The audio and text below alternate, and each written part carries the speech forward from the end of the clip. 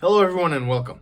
Today we're going to take a look at yet another phone, this time my daily driver and one of my most favorite phones ever, the iPhone 12 mini. Now if you weren't already aware, this is the least sold iPhone in the 12 range, and I think there's a couple of good reasons for that. We'll reach those at the end of the video in the conclusion. As I do in many of my review videos, this entire section is actually being filmed with the front-facing selfie camera using the default microphone. That way we all get an understanding of how good or how bad the selfie camera can be. I'll be taking a look at the various categories that make up a phone, and I'll also add chapters for each one of those so that you can jump exactly to the section that interests you. Also, if you're new here, welcome to the channel. My name is Andrei, I'm a tech enthusiast, and I do these tech videos for fun. With that out of the way, let's get started. Now we're going to look at the various categories that make up a phone, and we're going to start as usual with the design. This is basically an iPhone 12 shrunk down to size. How much shrunk? Well, basically this is a little bit larger than the iPhone 5S of old, or the iPhone SE first generation from 2016, and it's actually a little bit smaller than the SE 2020. So this is a diminutive device by modern standards. What's also great for me is the incredible lightweight of this thing. It's only 135 grams, which makes it one of the lightest flagship phones out there, and it's a decidedly one-handed device, and I absolutely love it for that. It's by far the best small flagship around, even though I don't actually think there are too many small flagships left today. And though this is the cheapest iPhone in the iPhone 12 range, it doesn't feel bad in the hand at all. It's still made from high quality materials. It's basically tempered glass, aluminum sides, as opposed to the steel we've seen in the last week 12 Pro Max or in the 12 Pro. But that's not bad at all, because all of that contributes to make it very lightweight and very portable, which again is something that I've been missing in my phones for quite some time. While I love the 12 mini and I love its design overall, there are at least a couple of things that annoy the hell out of me. First of all, this glossy back, which acts as a fingerprint magnet almost all of the time. It tends to gather up fingerprints and dust and everything else very fast, so that's a little bit annoying. But more annoying is the camera bump, which, because it protrudes a little bit, when you put it flush on a disc like it is now, if that annoys you as much as it does me, you can always use a case to get rid of that. Now let's move on to the performance, and the Mini is no slouch in this category. Apple didn't cut any corners. This is basically the exact same platform that's in the iPhone 12, so you have the A14 Bionic chip coupled with 4GB of RAM. This is more than enough for day-to-day tasks, for gaming. Practically there's no applications in the App Store that this phone will be troubled with. So basically the performance is rock solid. It's amazing to me, and it's an engineering feat that Apple managed to put the exact same internals from the iPhone 12 in this much smaller format. And again, that's also a big challenge because the size is smaller overall, so this thing would be more prone to overheating opposed to its bigger brothers.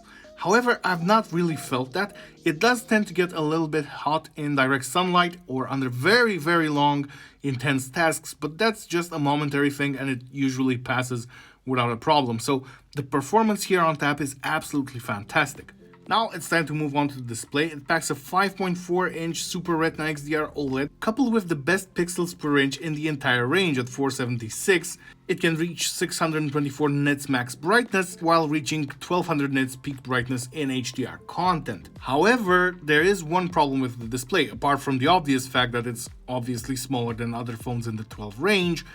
It's the notch. You see, the notch is the exact same size in the Mini as it is in the regular 12. So this means that here it occupies a greater percentage of the screen real estate, which makes it appear very big overall. And that's not the case, for instance, in the iPhone 12 Pro Max, where because you have such a large screen, the notch becomes basically almost invisible to me.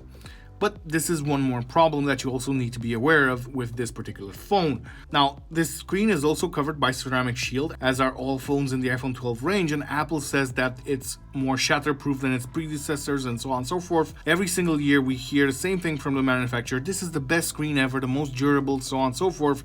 And always people end up scratching or cracking or breaking their screens, and the repairs are not cheap. So if you truly value the phone and want to keep it as pristine as possible, I suggest you use a screen protector on there. So you can take the whole ceramic shield thing with a solid grain of salt, in my opinion. Moving on, we're going to talk about the battery, and that's again one of the weaker aspects in the phone, but still critically not bad. It has 2227 milliamps capacity, which is about 20% more than the iPhone SE 2020, while being 20% less than the iPhone 12. In my own usage, as you can see over the past 10 days, it can get you about 6 hours of screen on time or so, 5-6 hours, a little bit more than that. So this phone can actually last you throughout the day if you are a moderate user. This is very important to note. It also supports fast charging with a 20-watt charger that Apple does not include in the box. I'm just gonna keep saying that. Hopefully they're gonna bring the charger back, though I think no chance at this point. And it also supports wireless charging, and it even has fast wireless charging, but only with Apple's own MagSafe chargers. Something to note here is the entire iPhone 12 range can charge wirelessly with the MagSafe charger using 15 watts of power. This is limited to 12 watts. So basically, I think that's due to the fact that this is a smaller phone and it's more prone to overheating a lot faster compared to bigger phones. But anyway, charging speeds are more than decent. So as a conclusion to the battery life is actually really good. Again, if you are a moderate user. If you're a power user or you're on your phone non-stop and want the best battery life you can get, you're much safer moving up in the range to the iPhone 12 or even the battery champ, the iPhone 12 Pro Max. And now we're gonna move on to the cameras. This is the exact same camera array as in the iPhone 12, and these are absolutely fantastic cameras for both videos and photos, at least in my opinion and in my experience. Apple did not cheap out on anything here. Basically, these are the same cameras you find in the regular 12. One of them is a wide camera and the other one is an ultra wide. Obviously, just like the 12, they dropped the zoom camera of the Pro and Pro Max. But they come again with a bevy of features. You have optical image stabilization, you have night mode, deep fusion, you have portrait mode. It can record up to 60 FPS at 4K video, and the selfie camera itself is also 12 megapixels and can take 4K video recordings as well. So no matter which way you look at it, this is a great camera. It's absolutely fantastic. It's very rewarding to use. I've very rarely had issues with it. You can easily take out your phone and take photos or videos of stuff that you're interested in, which is, again, my general usage for this phone. I've also used this extensively to record a lot of my videos on this channel. I think more than 20 of them by this point are recorded with the 12 mini, and it's been fantastic in that role as well. Coincidentally, my iPhone 11 that I also used to film a few videos here on the channel with would get hot after filming more than 20 minutes at a time. I've never had this issue with the 12 mini actually. So I'm quite surprised. It's a very capable camera phone and it's more than enough for day-to-day usage. And now we come on to the simplest category to go through, software. This now supports iOS 14.6, it will support iOS 15, and will most likely get another 4 years at least this is what I think. This phone will easily last 4 or 5 years, no problem there in terms of software. It's going to get timely iOS updates combined with timely security updates for quite a few years. So if you're looking into this because of the future proofing that it brings, yeah, you're totally right. This phone is future-proof. Now that we know that, for instance, iOS 15 will support devices as old as the original SE and the iPhone 6s, you can imagine that this phone will stick around for quite some time. So now on to miscellaneous items. The 12 mini comes with IP68 rating, which means it can be submerged to 6 meters for up to 30 minutes. Again, remember, although it's IP certified, Apple's warranty does not cover water damage, so I would still be very careful so that water or liquids don't get into it, but in theory, it should resist more than the casual spill. It has 5G, of course, like the entire iPhone 12 range. I believe this is actually the smallest phone with 5G, if I'm not mistaken. One other feature that completely impressed me are the speakers. Basically, you have stereo speakers. You have one here in the earpiece and another at the bottom. And for a phone of this size, they actually do get really loud. Let me move the microphone close and we can have a quick test.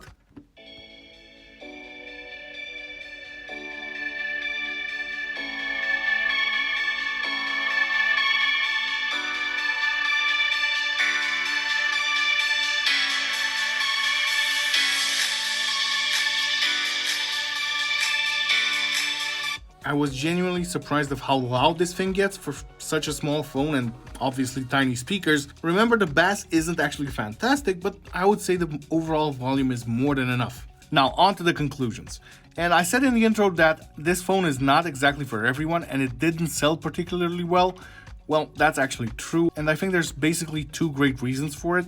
First up, it has fraternal competition in the form of the excellent iPhone SE that I've reviewed recently here on the channel. The iPhone SE is basically 85% as good as the 12 mini, but for basically half the price. The SE is about $400, and this is almost double that starting at $730. Now, another reason why I don't think this sold well is, well, tech reviewers absolutely loved it, but the general public really didn't. The sales figures were unimpressive, well, unimpressive at least by Apple's lofty standards, and it was actually the least sold phone in the iPhone 12 range, and there's a very good reason for it. You see, tech enthusiasts, we tend to always carry around the second phone, at the very least, or a tablet, or a computer, or a laptop, so we have a bevy of screens around us. Tech reviewers are no different. Tech people tend to carry more than one device.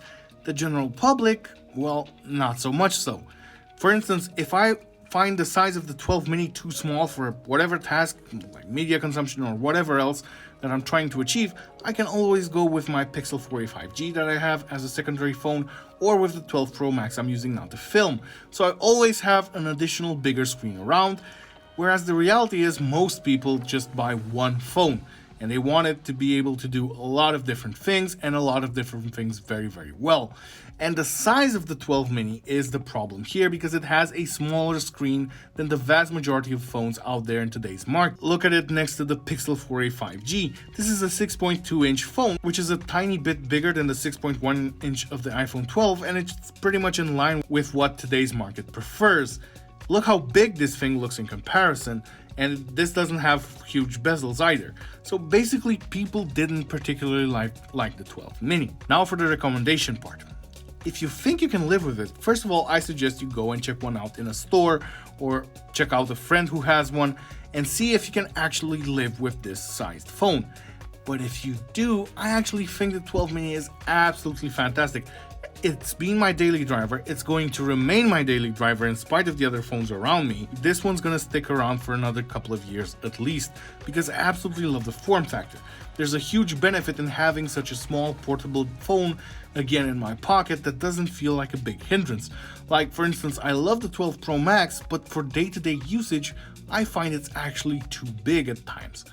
The 12 mini is perfect, and it can actually be a fantastic deal. Remember I just said it did not sell that impressively? Well, this just means that you're bound to get more offers on it than on the regular 12 or the Pros, which have sold very, very well. This also means that even in the used market, the prices will be slightly lower as well, as people aren't that interested.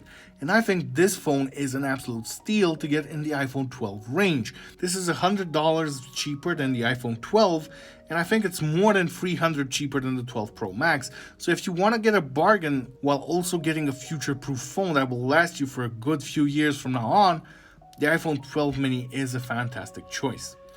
And as usual, with that being said, I thank you for watching the video. If you've enjoyed the content, give it a thumbs up, and please consider subscribing to the channel. Thanks again, and I will catch you next time.